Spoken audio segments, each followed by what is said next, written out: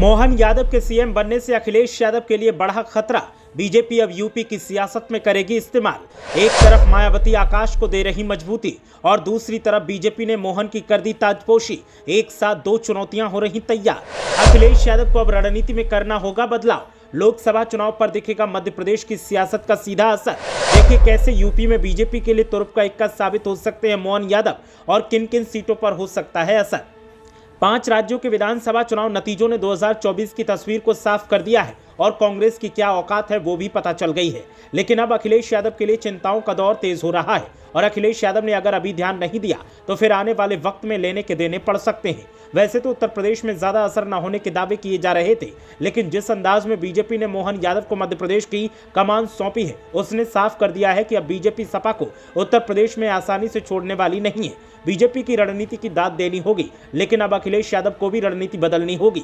साथ ही दूसरी तरफ हाथी की चाल अब बदलती दिखाई दे रही है और मायावती ने भतीजे आकाश आनंद के हाथ में जिम्मेदारी सौंपकर साफ कर दिया है कि अब हम भी पीछे नहीं हैं। वैसे तो मायावती कितनी भी कोशिश कर ले, लेकिन सपा के साथ कोई मुकाबला नहीं है। लेकिन बीजेपी की मोहन यादव चाल ने धमाल काट दिया है और अखिलेश यादव को इस चाल का तोड़ निकालना ही होगा। अब मोहन के सीएम बनने के बाद उनके ससुर और साले बहुत खुश हैं। परिवार में मिठाइयों का दौर चल रहा है। जाहिर तौर पर एमपी के बहाने ही बीजेपी ने यूपी में यादव समाज में अपनी पैठ बना ली है।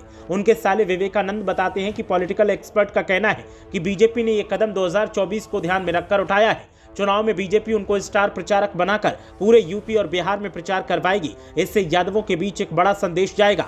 मोहन यादव यूपी के पूर्वांचल समेत अखिलेश यादव के गढ़ में भी प्रचार करते नजर आएंगे। जाहिर तौर पर इसका लाभ बीजेपी को मिलने की संभावना है। बीजेपी ने हालांकि पहले भी यादव समाज को प्रतिनिधित्व देने का काम किया है। केंद्रीय राजनीति में भूपेंद्र यादव को बीजेपी बड़ी जिम्मेदारी दे चुकी है। तो यूपी में जौनपुर के गिरीश यादव यूपी सरकार में खेल मंत्री हैं, जिनके माध्यम से वो यूपी में अपना अभियान आगे बढ़ाने में लगी हुई है।